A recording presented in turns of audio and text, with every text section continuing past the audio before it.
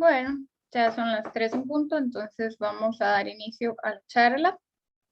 Mi nombre es Ana María Calderón, me acompaña Ana Laura Artavia. Nosotras somos estudiantes de 5º año de Medicina Veterinaria de la Universidad Nacional de Costa Rica. Vamos a recordarles que las ponencias del encuentro tienen una duración de 45 minutos. Les recordamos que contamos con 15 minutos para preguntas al final de la charla y les instamos a ir escribiendo sus preguntas a través del chat. Es un placer para nosotros presentarles al doctor Pablo Uriel, quien nos acompaña desde Argentina, y el día de hoy nos va a presentar la charla sobre enfermedad quística ovárica en vacas lecheras. El doctor es médico veterinario, graduado de la Facultad de Ciencias Veterinarias de la Universidad Nacional del Litoral, Argentina. Es doctor en Ciencias Veterinarias de la misma universidad, con un postdoctorado en implicancia de factores proangiogénicos y de los cambios hemodinámicos en la persistencia folicular asociada a la enfermedad quística ovárica en vacas lecheras.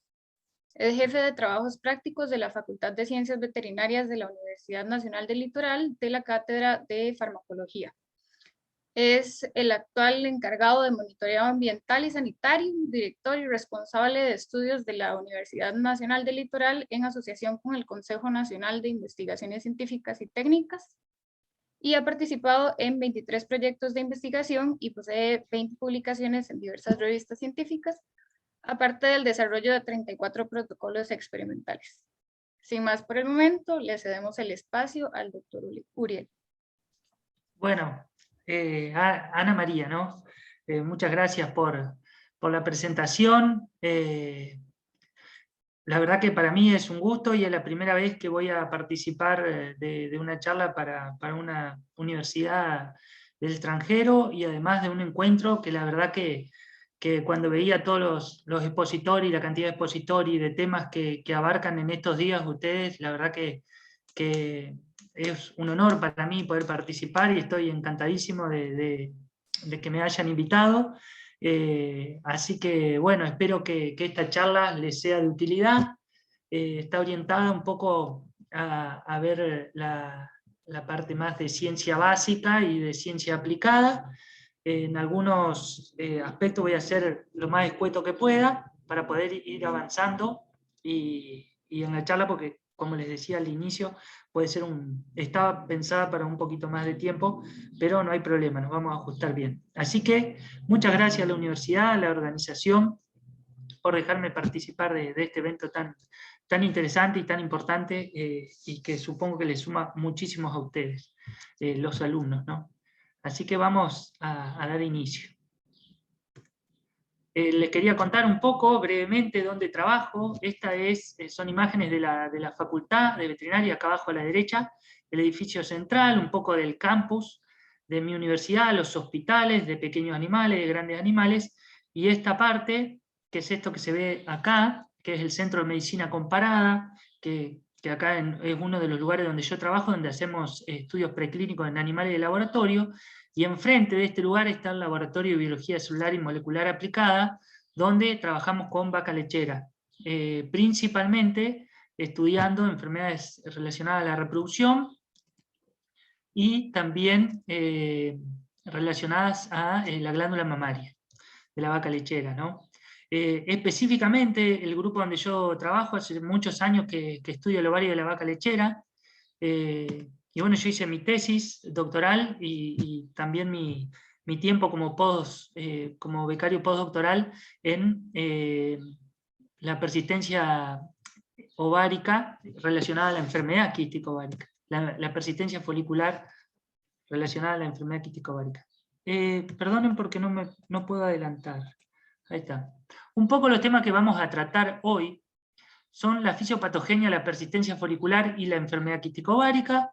Vamos a ver también el diagnóstico de los quistes ováricos, esta parte lo más práctico que yo pueda expresarlo para que les sirva a ustedes, las consideraciones a campo que podemos tener a través del uso de ultrasonografía en modo B y también en Doppler, y vamos a ver, aunque sea algo muy básico, acerca de la ecografía Doppler, principalmente de las partes más de bases de la ultrasonografía Doppler, y después cómo lo podríamos aplicar, y después contarles un poco acerca del modelo de persistencia folicular, en lo que yo he trabajado y seguimos trabajando hace mucho tiempo ahí en el laboratorio, hablar un poco de la morfología de los folículos persistentes y de la irrigación, y ahí lo vamos a enlazar también con la ecografía Doppler. Y después, si nos da el tiempo, vamos a hablar un poco de terapéutica.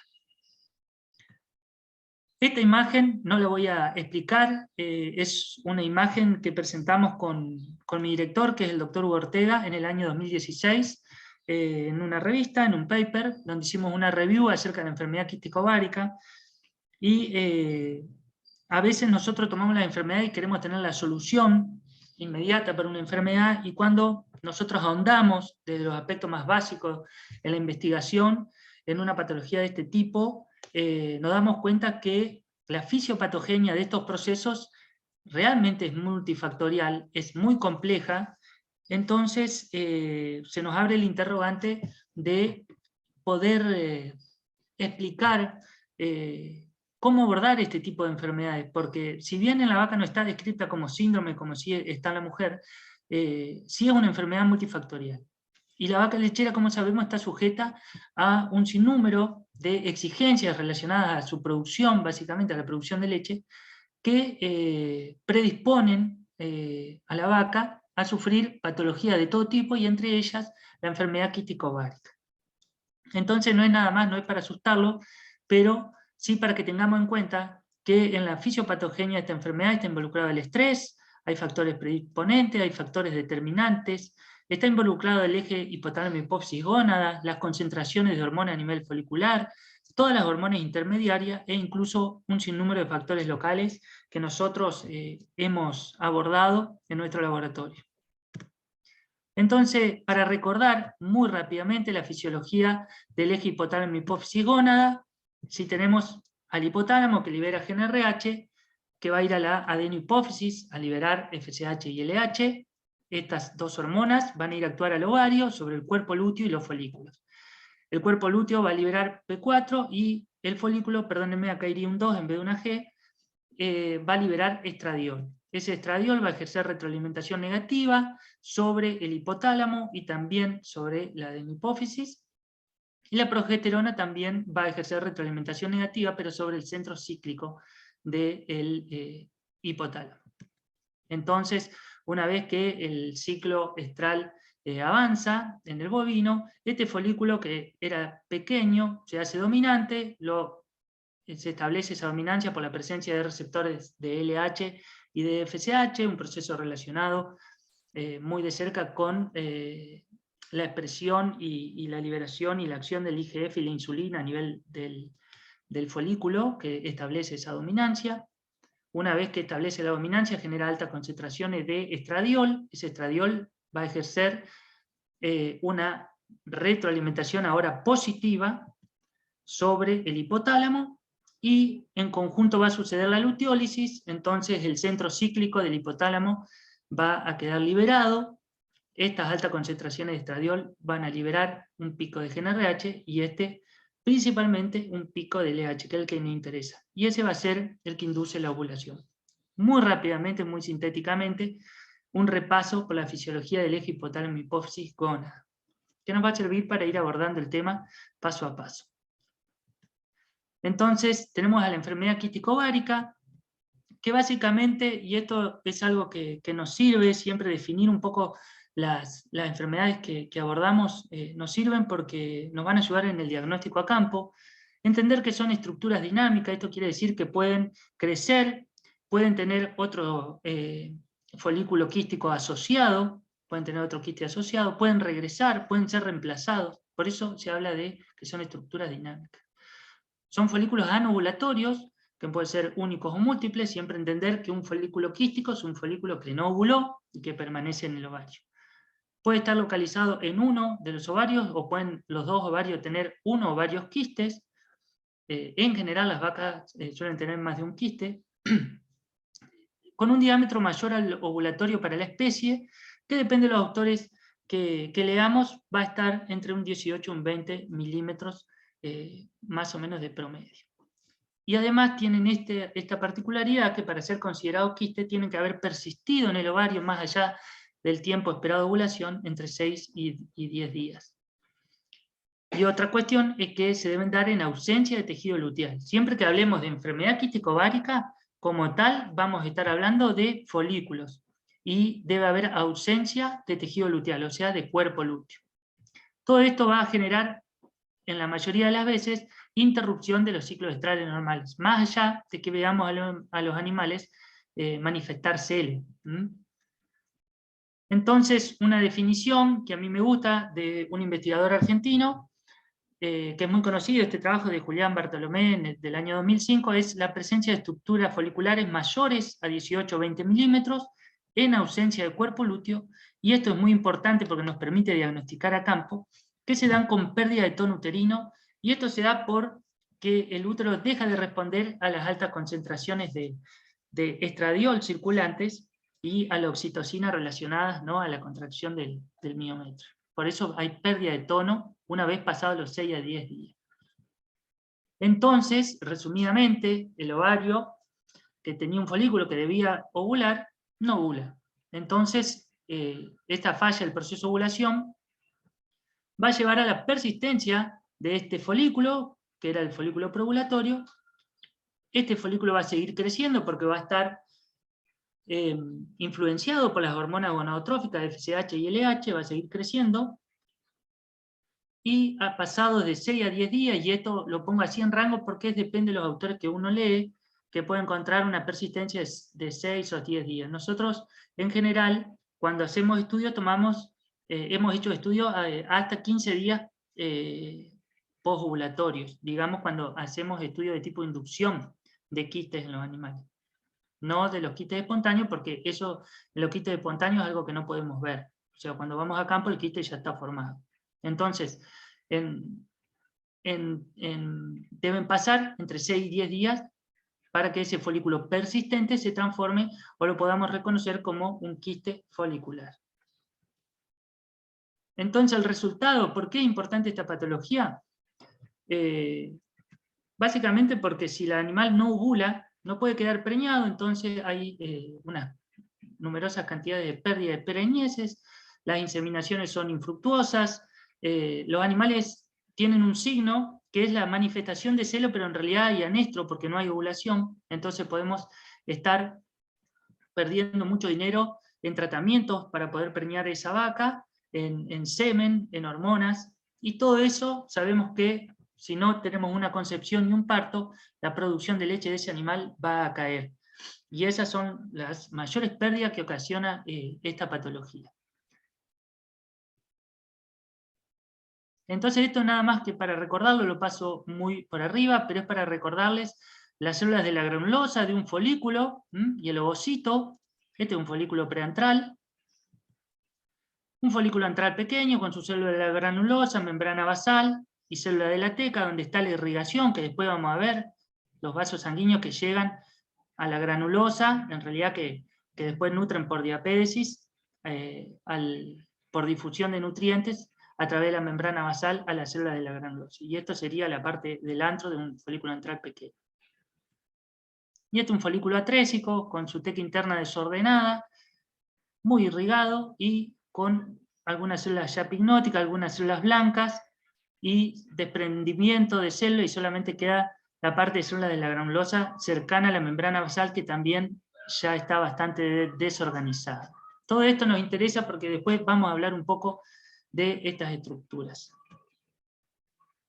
Una clasificación de los quistes puede ser esta, que a mí me gusta, es clasificarlos en 4, tipo 1, tipo 2, 3 y 4.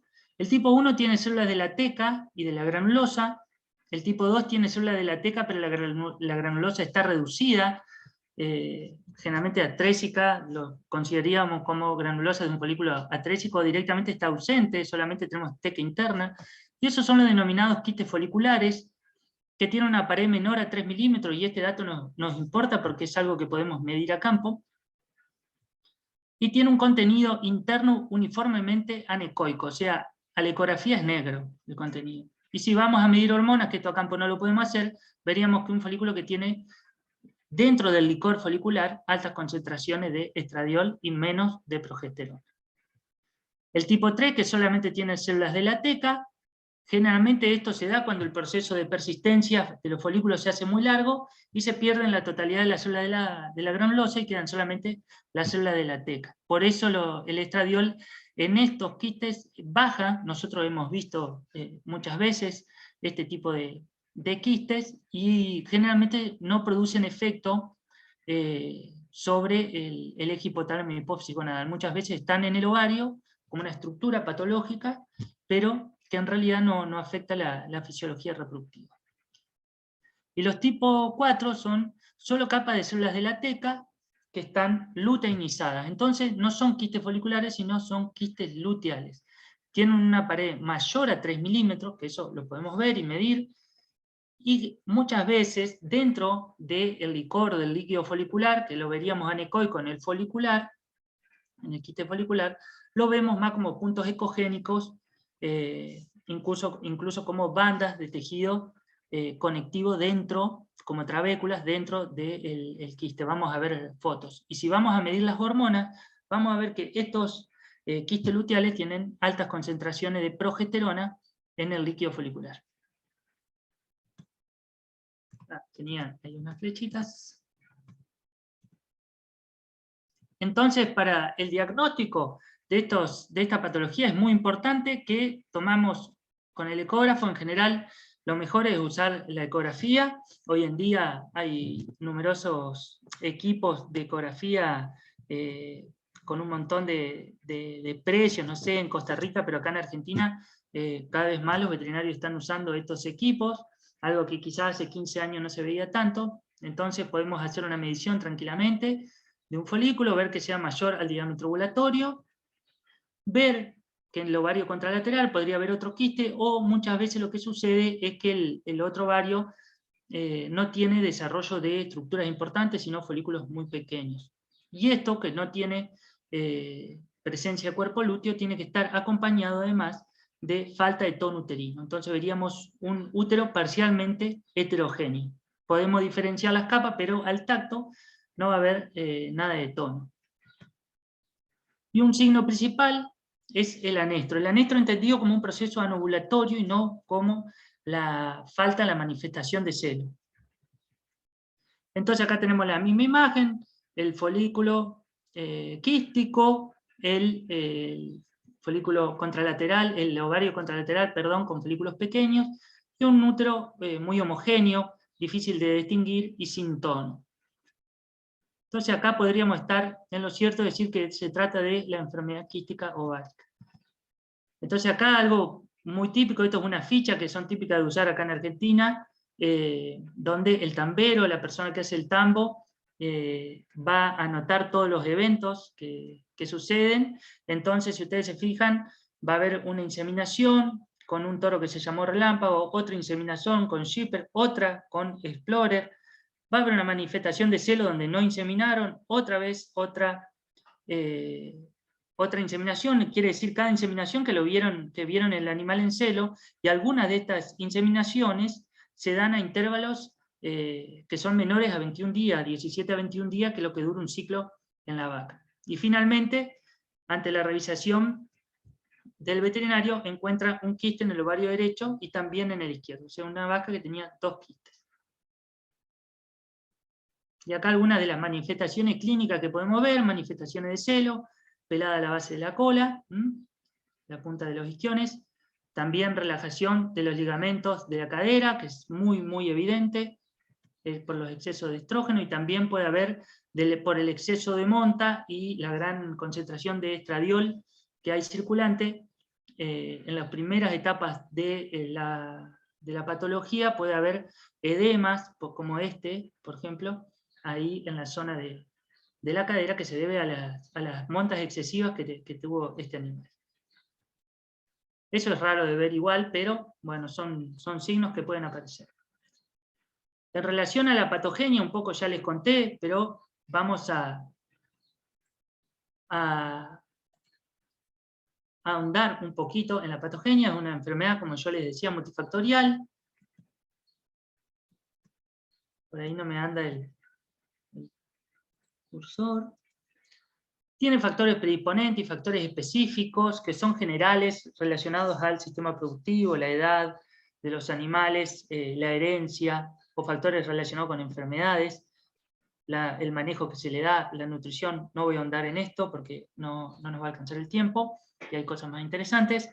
Y también algo que vamos a ahondar un poquito más es en la disfunción del hipotálamo y la hipófisis, que está relacionada y que es un componente de esta enfermedad, y también la disfunción a nivel ovárico, porque esta enfermedad tiene un componente ovárico muy fuerte en su patogenia. En relación a la disfunción hipotálamo-hipófisis, tenemos acá un ovario, este es un ovario frigorífico, el folículo libera estradiol, ese estradiol genera, cuando está en alta concentración, una retroalimentación positiva a nivel de GNRH, pero en la enfermedad quístico ovárica, el exceso de estradiol modifica el patrón pulsátil de la GNRH, lo que determina que haya quizás ausencia del pico de LH, o que sea ese pico de baja magnitud, o que se dé en un momento inadecuado, por lo tanto se produce la anovulación. Esta es uno de los componentes que sustentan la fisiopatología que se conoce acerca de esta enfermedad. Otros son las concentraciones subluteales de progesterona, por debajo de 2 nanogramos por mililitro, muchas veces esto a nivel sanguíneo. Las otras concentraciones que yo les mostré eran del líquido folicular. Estas concentraciones de progesterona subluteales que produce el quiste, lo que va a hacer es una retroalimentación negativa sobre el centro cíclico del hipotálamo, y además va a modificar la pulsatilidad de la LH por el centro tónico. Por lo tanto, no vamos a tener pico de LH, eso es sabido que con progesterona podemos inhibir el pico de LH, pero a su vez también va a generar una modificación en la pulsatilidad de la LH. Para conocer los pulsos, lo que se hace es tomar sangre de los animales dentro del modelo cada 12 minutos durante por lo menos 8 horas para poder describir y graficar los pulsos de la LH. La progesterona lo que hace, por un tiempo, las dosis subluteales, las concentraciones subluteales, lo que hacen es aumentar la cantidad de pulsos y la amplitud de esos pulsos. Por lo tanto, el folículo tiene trofismo de parte de las hormonas gonadotróficas, en este caso la LH, para seguir creciendo. Y otro aspecto de la fisiopatogenia que es muy importante es la acción de los estresores, básicamente del cortisol. Y acá nosotros hemos hecho modelos en base a la administración de ACTH, tan exógena, intramuscular y también intrafolicular, que esos son ensayos que se están haciendo en este último tiempo. Los corticoides tienen, o los glucocorticoides tienen efecto a nivel del hipotálamo y de la adenohipófisis, también ejerciendo retroalimentación negativa, por lo tanto generan una falla en el proceso ovulatorio y una ausencia del pico de LH, y también una modificación en la pulsatilidad de la LH. Lo que determina, por supuesto, sin pico de LH no tenemos ovulación, entonces vamos a tener la aparición de los quistes. Y como yo le contaba, dentro del proceso de fisiopatogenia, también hay un componente ovárico muy importante, que está básicamente gobernado por todos los factores locales que se liberan a nivel ovárico, y que el folículo, en este caso quístico, o el folículo preovulatorio que falla en su proceso de ovulación, liberan y tienen acciones muy importantes. No voy a ahondar en esto porque quiero que la charla sea un poco más práctica. Entonces, quiero contarles que nosotros hemos estudiado los receptores de gonadotrofina, que suelen estar disminuidos a nivel de los quistes, de los quistes ováricos. Entonces la respuesta a la gonadotrofina es menor, los receptores de estrógeno, que suelen estar aumentados. También una relación de marcadores de proliferación y apoptosis alterada, lo que favorece que el proceso de proliferación de células en un primer momento de la enfermedad esté aumentado. El sistema insulina IGF, fundamental para la deviación y la adquisición de la dominancia folicular, también está alterado en la enfermedad quístico ovárica. los glucocorticoides, que ya le conté un poco. Nosotros hemos descrito toda la maquinaria biosintética del cortisol a nivel de la pared folicular, que son hallazgos muy importantes que determinan un poco que el proceso inflamatorio juega un papel muy importante en el desarrollo de la enfermedad quística ovárica.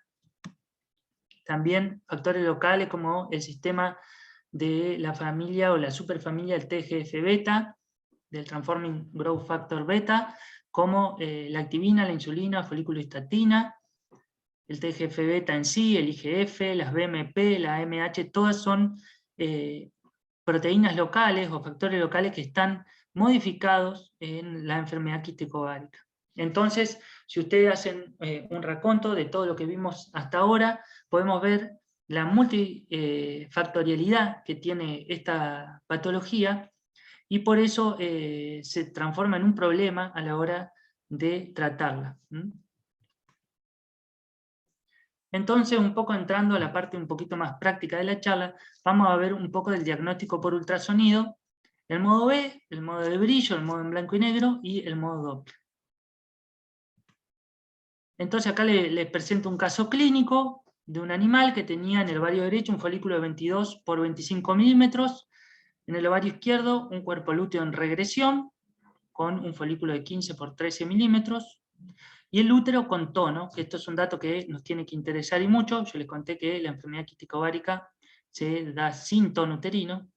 Además, el útero tiene forma estrellada y además tiene líquido.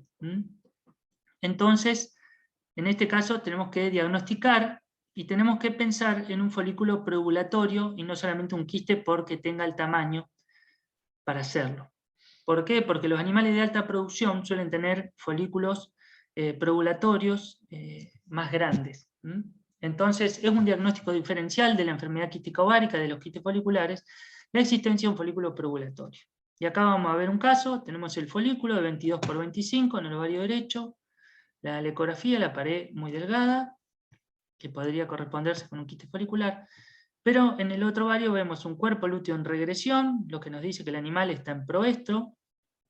Hoy hay ecógrafos que nos permiten ver esto mucho mejor, esta foto es un poco vieja, y otro folículo, que seguramente era un folículo que acompañaba al dominante, que debe haber estado atrésico, en el ovario izquierdo. Y si vamos a ver el útero, vemos contenido dentro del útero, contenido necogénico, y las paredes engrosadas con edema de su mucosa, también con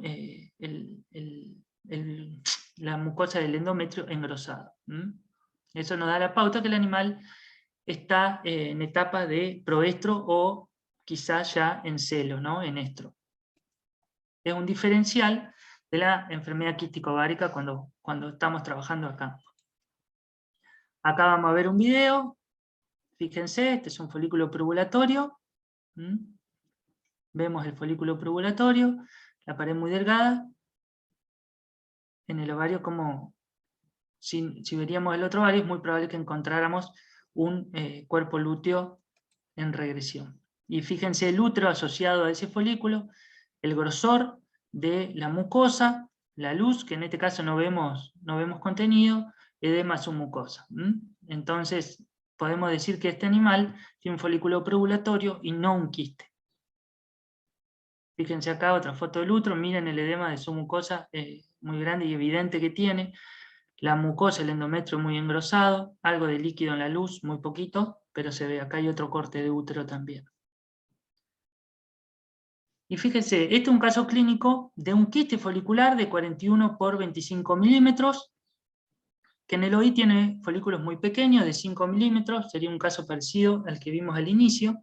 El útero está vacío y sin tono. Entonces, fíjense, todos estos puntos son lo que definían a los quistes foliculares. Entonces podemos aproximarnos al diagnóstico y decir que esta es una vaca con enfermedad quística ovárica. Entonces vemos un quiste de gran tamaño, en uno de los ovarios, en el ovario derecho, una pared menor a 3 milímetros, que eso es algo que algunos autores debaten, los milímetros que tenemos que considerar, pero bueno, la literatura por lo menos hasta donde yo he leído, considera menos a 3 milímetros la posibilidad de que sea un quiste folicular. En el OI nada, como veíamos, solamente folículos muy pequeños.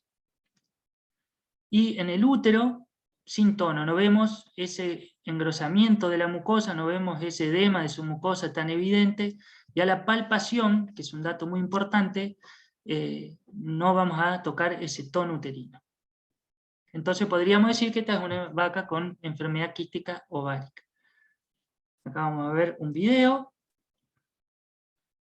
Fíjense, ahora va a aparecer el quiste folicular, muy grande. Y evidente, está acompañado de otro folículo que es muy probable que ese folículo o siga creciendo de la misma manera, o sea un folículo persistente asociado al quiste, porque en general siempre hay más de un quiste en los ovarios. ¿Están viendo los videos? Perdón, quería saber eso. Sí, sí se ven. Bueno, perfecto. ¿Venimos bien con el tiempo? Sí, vamos bien. Bueno, perfecto. Poco Si para que me le diga quieren... cuánto. Lleva Sí. 28 minutos. Por aquí. Bueno, perfecto. Quedan 7 minutos para los 35 minutos, doctor. Bueno, perfecto, perfecto.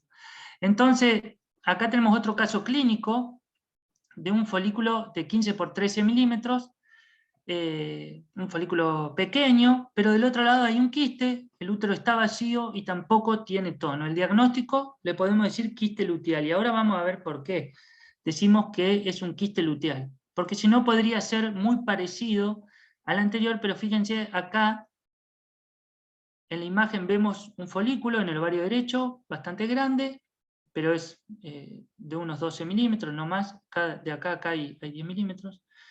Y en el otro ovario, en el ovario izquierdo, vemos un folículo muy grande, que sería el quiste, y cuando medimos la pared, vemos que está engrosada, y fíjense la ecogenicidad del tejido luteal asociado al quiste luteal, y además, como le dije en la clasificación del tipo 4, hay trabéculas de tejido conectivo en el interior del quiste luteal.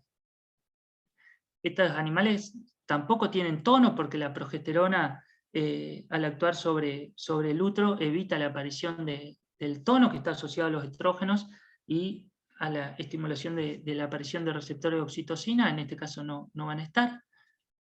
Y fíjense, entonces no hay tono. El útero de este animal era incluso difícil hasta de percibir al tacto, ¿no? En la ecografía se ven lo que se llama homogéneos. Las capas son difíciles de diferenciar. Se ven, están, le podemos ver la mucosa, un poquito la submucosa y el resto de la pared, pero son difíciles de ver. Entonces acá tenemos un típico caso de un quiste luteal. Y es muy importante diferenciarlo porque eso va a depender, de eso va a depender el tratamiento. Fíjense, acá hay un quiste luteal, muy lindo, con un ecógrafo más moderno. Estas imágenes se pueden ver muy bien. Ese es un típico quiste luteal, con la pared engrosada y con trabéculas en el interior. Y hay que diferenciarlo del quiste folicular. Y otra cosa que es un diferencial que tenemos que hacer y que muchos por ahí malinterpretan, es la diferencia entre quiste luteal y cuerpo lúteo quístico, o cuerpo lúteo cavitario. El cuerpo lúteo cavitario es una estructura normal que se produce la mayoría de las veces luego de una ovulación normal, entonces se forma una cavidad en el cuerpo lúteo que tiene líquido, y por eso la vemos anecogénica, pero no tienen nada que ver con el cuerpo lúteo, con el quiste luteal, perdón. Estos cuerpos luteoquísticos o cuerpos luteocavitarios son estructuras normales del ciclo de la vaca. Entonces nunca la tenemos que tratar como quistes. Bueno, de ecografía Doppler voy a reducir, no voy a hacer directamente una introducción de la ecografía Doppler, pero sí le voy a mostrar algunas cualidades en relación a la enfermedad quística ovárica. Entonces la ecografía Doppler básicamente lo que nos permite es ver la irrigación que existe en el ovario. En este caso podemos ver la irrigación medular, la irrigación de la pared folicular, la irrigación del cuerpo lúteo. Consideren que el cuerpo lúteo, por ejemplo, es la estructura del cuerpo en relación a su tamaño que recibe la mayor cantidad de sangre, el que tiene mayor flujo sanguíneo en relación a la unidad de superficie que tiene. Entonces, básicamente, el ovario es una maraña de vasos sanguíneos con células. Entonces, la ecografía Doppler nos va a permitir diagnosticar con mayor precisión a los quistes. Y principalmente nos va a permitir diferenciar lo que es una estructura luteinizada de una que no lo es. Y fíjense, tiene una sensibilidad en relación al modo B de 61 versus 92,3 para diferenciar a los quistes luteinizados. Entonces, todos aquellos que tengan un ecógrafo que tenga Doppler, cada vez que ven una estructura quística, tienen que utilizar el Doppler. Entonces, este es un quiste con escasa irrigación.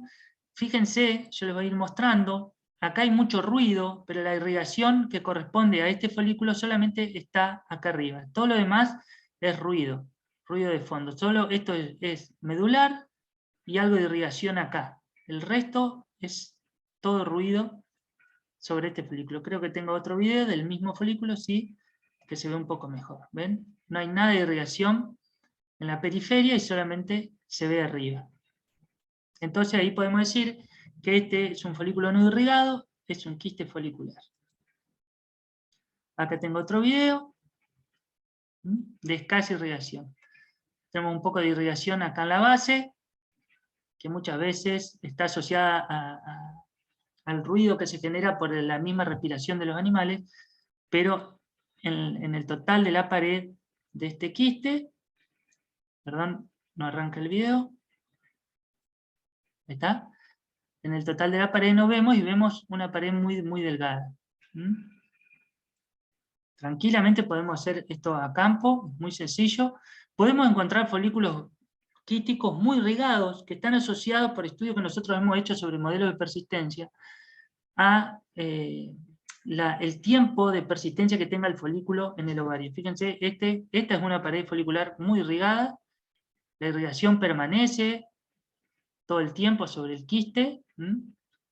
Entonces, muchas veces la irrigación tiene forma de media luna y llega desde la parte más de la médula del ovario hacia la pared folicular. Entonces, este es un quiste folicular muy irrigado, que es joven, que tiene células que están siendo nutridas, y eso también lo podemos relacionar con el tipo de tratamiento que podemos hacer, si es que está irrigado o no. Acá vemos luteales con irrigación en la pared, y bueno, y en estas imágenes podemos también medir la pared y vemos que está engrosada más las trabéculas. Bueno, entonces, es un poco del uso de la ecografía Doppler. Voy a saltar algunas investigaciones que nosotros hicimos para mostrarle, básicamente, y de manera reducida, lo importante que es reconocer el tipo de quistes, porque básicamente esto es lo que queremos hacer. Este es un trabajo de Borst del año 2018, y fíjense, acá trató con una prostaglandina quistes foliculares y tuvo manifestación de celo del 55% de los animales. Entonces, fíjense, cuando trató a los quistes foliculares con buserelina, tuvo 77,5% de manifestaciones de celo. Entonces, podemos darnos cuenta que la buserelina, o sea, un análogo sintético de la GnRH, es más conveniente para el tratamiento de los quistes foliculares. Y sigamos viendo acá. Esto es un trabajito chiquito, pero no hay tantos trabajos sobre tratamiento de quistes de este tipo. Entonces está bueno para ver, porque un poco justifica el hecho de poder diferenciar entre quistes luteales y foliculares. Fíjense acá la tasa de concepción de los animales tratados con buserelina, 67,7%, y los tratados con prostaglandina, cuando el quiste era folicular, que no tiene tejido luteal, 60%. Y si vamos, acá yo no lo puse, pero el tiempo que tardaron en preñarse estas vacas tratadas con PG, con prostaglandina, y sobre los quistes foliculares, fue mucho mayor que estas con quistes foliculares y GnRH. Y fíjense, en este caso los quistes luteales tratados con buserelina, o sea, con GnRH, que nada tiene que hacer sobre cómo es la aparición de estro de los quistes luteales. El 47,5% solamente de las vacas se preñó, y cuando tratamos esos quistes luteales con prostaglandina, logramos un 56,9% de las vacas que se preñaron. Entonces, son números muy chiquitos, pocos animales, pero nos dan la pauta que a gran escala estos números se hacen realmente importantes, y estas pequeñas diferencias en porcentajes, que también son estadísticas, son importantes. Por eso tenemos que diagnosticar para poder tratar. Otra forma de tratamiento que tenemos es el aspirado folicular a través del equipo de aspiración, que se usa para aspirar ovocitos en la OPU. Podemos sacar el líquido folicular del quiste, y también tenemos que aspirar a todos los folículos que están en crecimiento asociados al quiste, para reactivar a ese ovario, y que la nueva onda de crecimiento folicular pueda desarrollarse normalmente, y quizás a los 7 días podemos usar un inductor de ovulación como GnRH para generar un cuerpo lúteo. El tratamiento de los quistes con hormonas, generalmente GnRH, está basado en generar tejido luteal, ya sea luteinizando ese quiste o generando la ovulación de un folículo que está creciendo asociado al quiste, y no la regresión del quiste, aunque muchas veces también sucede. Así que fíjense, este es uno de los videos que tenemos de unos trabajos que estamos haciendo con ACTH para estudiar la enfermedad quística ovárica, cómo inyectamos dentro del folículo ACTH. Esto se hace con la misma sonda de aspiración, que tiene un acople para la aguja especial. Fíjese ahí cómo sale el líquido dentro del folículo. Nos quedó el folículo formado, y en este momento estamos haciendo este tipo de trabajo. Así que bueno, este es todo el grupo de investigación con el que yo trabajo, donde trabajamos con animales de laboratorio y también con las vacas lecheras, un equipo multidisciplinario que forma nuestros 2 laboratorios, el Centro de Medicina Comparada y el ICIBET, y en nombre de ellos, la verdad que les agradezco mucho la invitación. Espero haber sido claro. Sé que estuvo un poco apresurada la clase, pero por una cuestión de tiempos, y estoy dispuesto a escuchar sus consultas si es que hay. Muchas gracias. Listo, doctor, muchísimas gracias por su charla. Vamos a ver si tenemos preguntas en el chat. Sí, por acá tenemos solamente una pregunta, doctor. Sí. De Gibaja Cruz Omar Enrique. Dice, doctor, buenas tardes. La ninfomanía siempre está asociada o presente con los quistes foliculares tipo 1, 2 y 3. Es así. Si a campo nos va a costar mucho diferenciar si son 1, 2 o 3, porque vamos a ver una ecografía en blanco y negro donde el quiste no va a tener grosor en la pared. Sí vamos a poder diferenciarlo de que no es un quiste luteal. Entonces, basándonos en eso, si el folículo quístico o si el quiste folicular es joven, entonces va a tener células de la granulosa, va a tener células de la teca. Eso le va a permitir liberar hormonas que van a estar manifestadas en las concentraciones que están a nivel del líquido folicular, y eso va a ejercer efecto a nivel del sistema nervioso central, y va a producir manifestaciones de conducta sexual, de celo.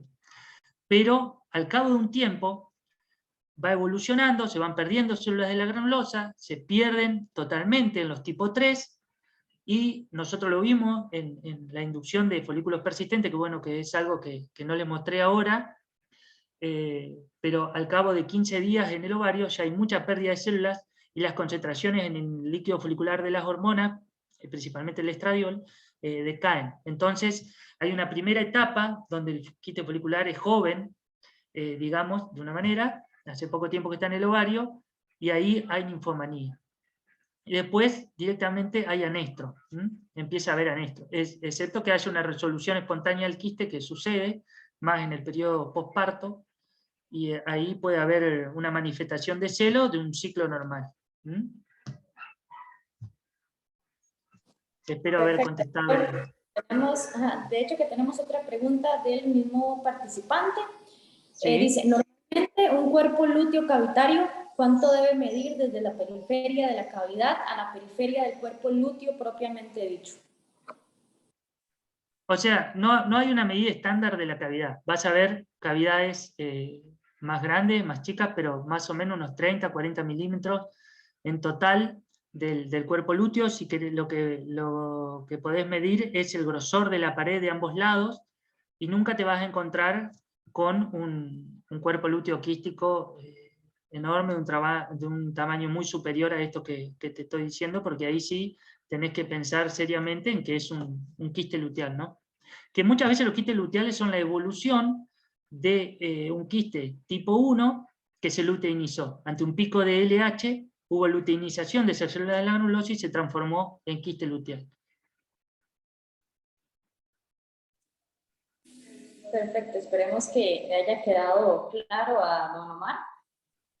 Tenemos otra pregunta de José Segura Cubero. Dice, ¿prefiere el uso de inseminación artificial a tiempo fijo como principal tratamiento para vacas con enfermedad quística? Sí, mira, a mí lo que me gusta más hacer es seguir la patología. Creo que es lo más interesante que tiene. Entonces, como el tratamiento principal es el uso de GnRH, yo sí haría un off-cinch, básicamente, sin el uso de progesterona, un off-cinch convencional, y a los 7 días luego de la GnRH iría a ver si el animal ovuló un nuevo folículo o luteinizó el quiste, para ver si tengo tejido luteal y puedo usar prostalanina. En el caso de que esté el tejido luteal y uso prostalanina, yo insemino al animal. O sea, podés hacer IATF, digamos. Pero para mí lo más interesante siempre que podamos es seguir un poco el caso. Por lo menos en aquellas que son recidivantes, porque hay muchos animales que hacen repetidamente quistes foliculares. Perfecto. Creo que por acá tenemos otra pregunta de Andrés Aguilar. Buenas tardes. ¿Es posible el desarrollo de estructuras de gran tamaño y su persistencia, posible quiste folicular por palpación, sin interferencia hormonal en el ciclo y que este animal quede gestante? Sí, incluso yo he visto animales gestando con quistes. Sí, eso se puede. O sea, eso es la evolución propia del quiste. Cuando se vuelve tipo 3, que ya las células de la teca están realmente desordenadas, es un trabajo que nosotros hicimos sobre los folículos persistentes, y que no tiene más células de la granulosa y pasó mucho tiempo, muchas veces quedan en el ovario por mucho tiempo, incluso cuando los aspirás, encontrás el líquido folicular deja de ser amarillo para ser un color más amarronado. Son quistes foliculares realmente viejos que persisten en el ovario y que tranquilamente el animal puede quedar preñado en presencia de esa estructura, porque al no tener células no genera hormonas. Eso es algo que les quería dejar como mensaje, a medida que, por eso es importante diferenciar los quistes, porque sin células no hay hormonas y sin células tampoco hay respuesta a los tratamientos. Entonces, por eso muchas veces si nosotros tratamos con hormonas un folículo que no tiene células, el folículo ese no tiene por qué responder, no tiene receptores donde la LH vaya a hacer efecto. Entonces, es muy probable que permanezca en el ovario hasta que el cuerpo lo resuelva o no.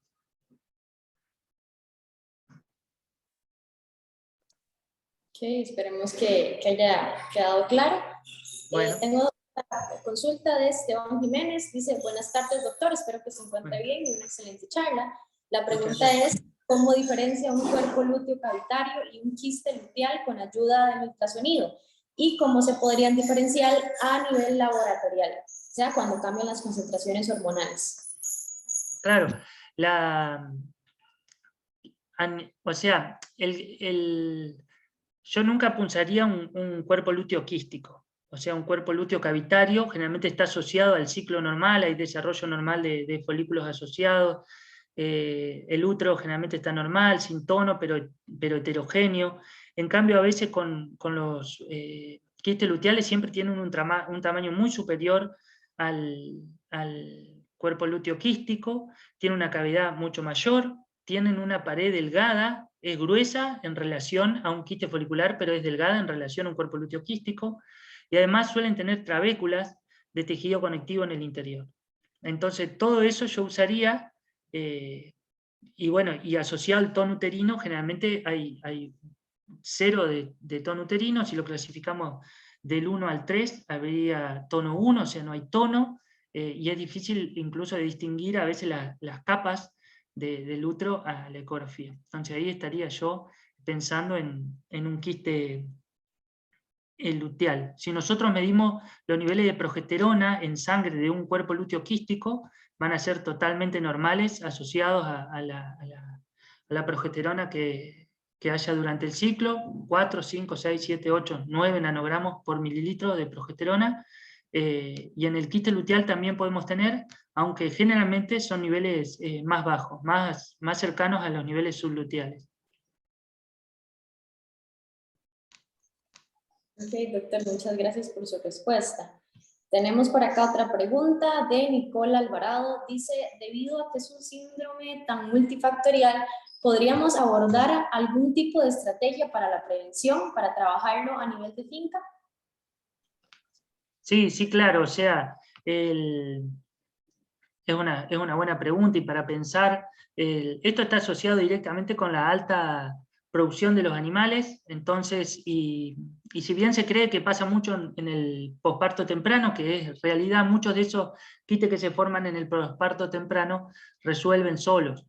Y la gran incidencia, por lo menos acá en Argentina que tenemos, se da en el segundo tercio de la lactancia, entre el día 100, más o menos arriba de 120 días de lactancia, empieza a haber más incidencia de quistes foliculares.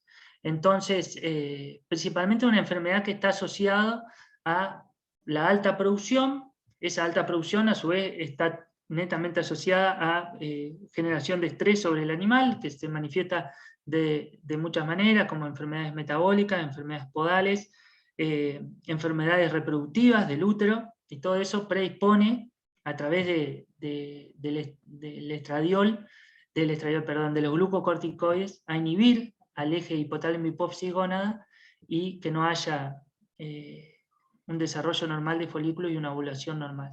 Por eso todo el trabajo que podamos hacer en el periodo de transición es importante, que la vaca llegue en buen estado nutricional al parto, evitar totalmente los problemas de enfermedades metabólicas, me refiero a hipocalcemia, a evitar la cetosis.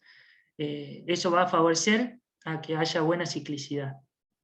Y después hay predisposición hereditaria muy baja de los animales, evitar los estados de gordura de los animales. La obesidad nunca es amiga de la reproducción, así que hay mucho para hacer, y siempre que tengamos un animal sano, es probable que podamos tener una buena reproducción.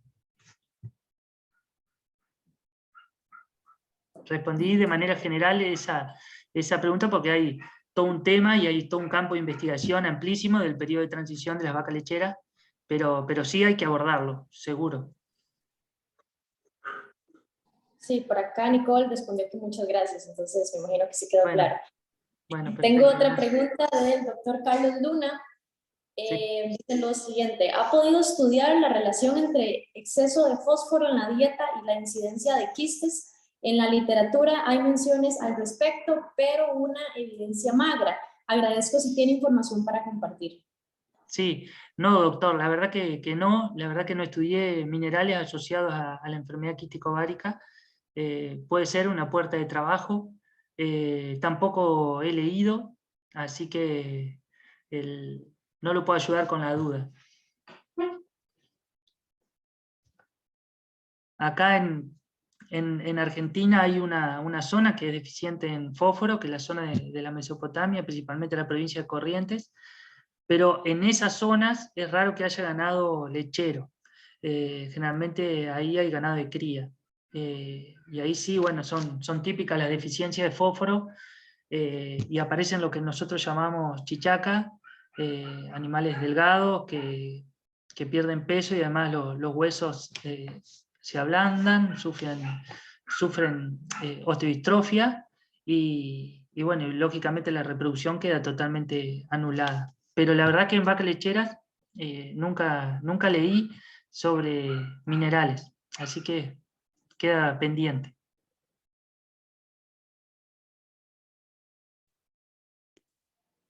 Perfecto, doctor, gracias. Tenemos otra pregunta de José Segura. Dice, ¿hay relación entre una alta incidencia de quistes con partos gemelares? No, tampoco tengo ¿cómo es? Experiencia en eso. Las ovulaciones dobles que se dan en la vaca lechera no siempre están asociadas a enfermedad quística, pero sí a veces hay incidencia de ovulaciones dobles, ¿no? Pero no tengo información en relación a esa pregunta tampoco.